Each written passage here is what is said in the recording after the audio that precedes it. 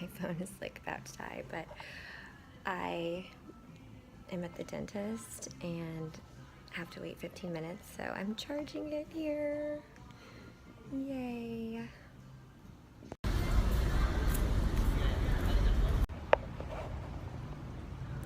Okay, so I'm at a spa right now. I don't think I'm supposed to have my phone out, but just wanted to add this to the vlog. So dealing with this whole house situation was so stressful, and I really needed to take a shower today too. So this morning I booked myself a massage, and I just did the 80 minutes full length, and it was amazing. And now I'm gonna take a shower so that I can feel like an actual human, because all day I've basically felt like a complete scrub. Yeah, so not so bad right now. So quick check-in. We just realized why we don't have power.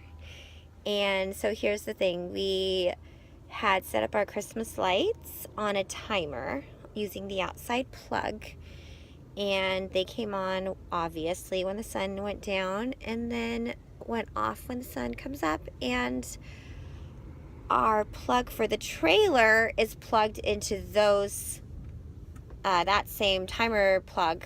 So at 4:45 we get power, and then we lose it in the middle of the night at some point. So it's pretty funny. Yeah. Anyways, here's Chase. What else? What are you doing? I'm about to go on my phone. Other than driving me nuts, what else are you doing? I was thinking of closing this door. We're in and out. We're having dinner here tonight. Yay. Cole actually has a sports practice, and we're eating before. His practice is at the park, and we're going to be eating in the car at the park. So this is camper life, guys. Thank goodness for In-N-Out, right? I mean, if we were in the middle of the forest, Yeah. I don't know what I would do, because I don't know how to cook in that camper. It looks really complicated, and like it would take a really hard time. So Back. thank you, Lord and Jesus, for In-N-Out.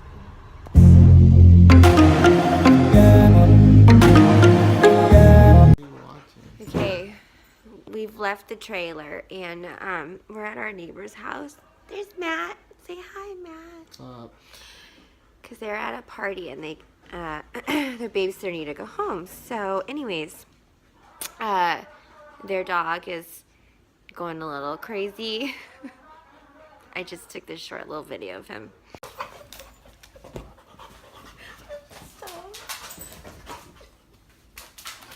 Well, get your hump toy out of here. No, no one wants your hump toy. No, don't touch me with that side of it. Gross.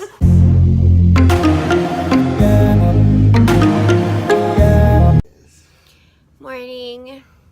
It's 7:30, and the kids are at a friend's house where they spent the night last night. And Matt and I woke up at 4:45 because I thought it was raining. Actually, it was raining, and it was very windy, and there was just like stuff flying at the trailer. Then it stopped, and then we fell back asleep. So anyways, we're supposed to get the tent off the house today, and we will post video of what that looks like. Okay, we're here, and the tent is coming down now, so That's the part of our house. maybe we'll actually get to go in our house today. We shall see.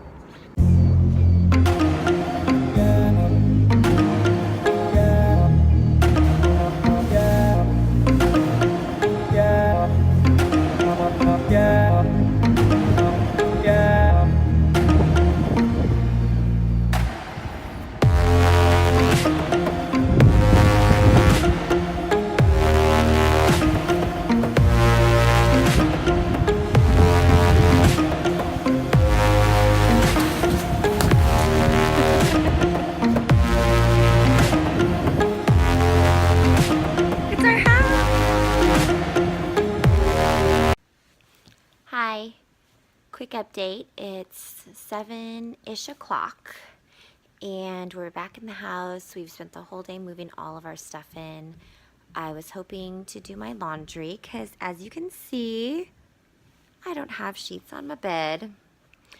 I was very ambitious and took them out of the camper this morning and put them in the wash, and then turns out the gas company still hasn't shown up, so I'm waiting for SoCal Gas to come and turn the heat on or the gas on so that I can use the dryer and take a shower and cook again. So I've called SoCal Gas twice. Apparently they don't know where their drivers are ever. They just send them out during the day and they're done when they're done. So whether that's 5 o'clock, 8 o'clock, I've been told everything. First I was told 5, then I was told 8, then I was told when they're done. And so hopefully they're going to get done with my house today. But in the meantime, I don't have sheets, can't take a shower, can't cook. So thank goodness for Postmates. If you don't have Postmates, it's this cool app where you can order food from local restaurants and it's delivered, similar to Uber Eats. And so we had lunch through them and dinner through Postmates is coming now. And breakfast, our friend who has our kids is feeding them, so or fed us breakfast. I'm sorry, the confusing. She fed us breakfast. She's feeding the kids dinner. We're feeding ourselves dinner. The kids are going to spend one more night out of the house just to be safe and sure. And yeah, so I'll let you know when everything's peachy keen again and give you some of my thoughts on this whole situation and any advice I can give you for you if you're considering fumigating or camping outside of your home. Hello. Okay, it's Tuesday. We moved back in on Saturday and we did not get our gas on until about 8:30 on Saturday p.m. Therefore, that was a big pain in the bootay.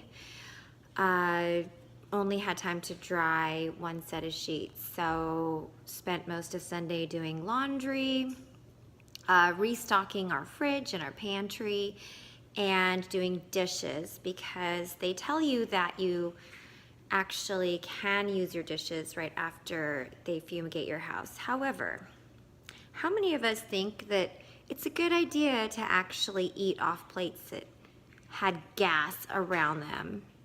Poisonous gas that could kill someone in 5 minutes. Okay, I don't think so.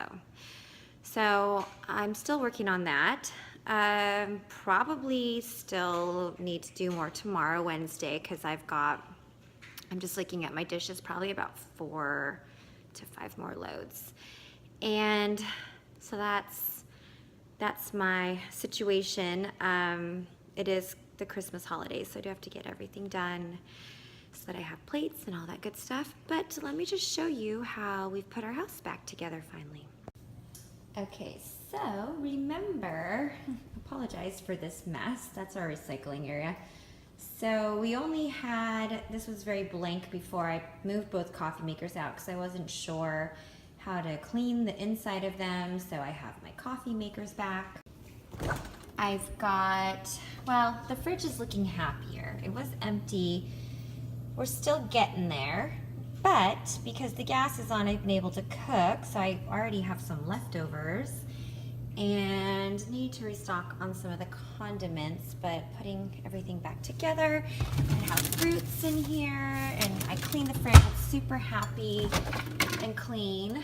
Our freezer is also getting more stocked. We went to Costco, got some stuff, Christmas ham, and I also cleaned the freezer. So everything's back together. We make a lot of smoothies. So we have fruits and we have ice cream sandwiches. And then the pantry is very happy again. So put everything back in it. Got some of this food I had kept out in the shed, like my protein powders and peanut butter, some of that stuff, the sugars and stuff, but I got everything back in the bins and organized, and the pantry looks pretty happy. So we bought a lot of drinks again. And so everything's looking really good in here, and I'm super pumped about having this back together. What I would say is if you are thinking about doing this at your house, then you need to, one, make sure that you talk to a lot of different contractors, because I'll tell you, they'll all tell you different things. And we talked to 4 or 5. So I don't think that's too many. I think that's good. You want to have a lot of opinions. And then I'd also say, you know, move as much as you can out of the house.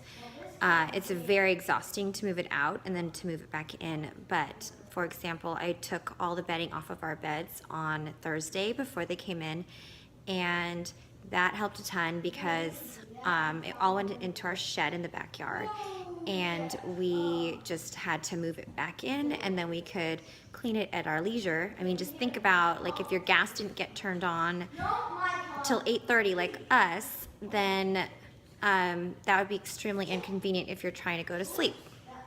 I would also say one thing that we did was Saturday, which was the day that we moved back in, we had the kids stay at a friend's house, and we didn't let them in the house because honestly, when I entered the house, got a headache and just needed to open all the windows and doors, and I kept going outside for a while until, you know, running the fan until everything felt better again, but it was definitely not a normal air in the house. Vicane is odorless, so you're not going to smell it, but you will feel it. So I would definitely keep your kids out for another night if you can, and if you don't have someone to watch them, just keep your whole family out for one more night, and I think you'll feel a lot better about re-entering your house. Also, I had someone come in and clean the house on Saturday, and that was extremely helpful because I felt better about the counters being cleaned, and you know, they say there's no residue, but I just are on the side of caution. So I had someone clean the floors, the counters, the bathrooms, everything. So, you know, that felt a lot better too. And then, you know, if you do decide to camp outside of your house, because we did do that, I'd say don't be scared of it. Consider it as an option.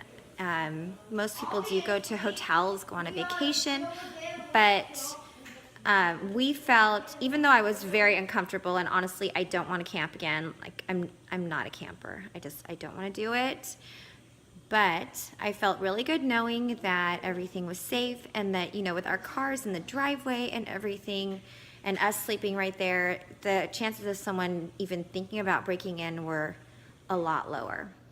I had the alarm on too, so always make sure you have that, but take the right security precautions. People also hire a security guard. I just didn't know of a company or anyone that I could trust, and I don't put my trust in strangers, so I didn't want to do that. But I know people that have done that, and they've done it with security companies that they know, so definitely think about that. But I hope that this was helpful for anyone that's considering terminating their house, camping outside of their house, you know, survival guide. And thank you for watching.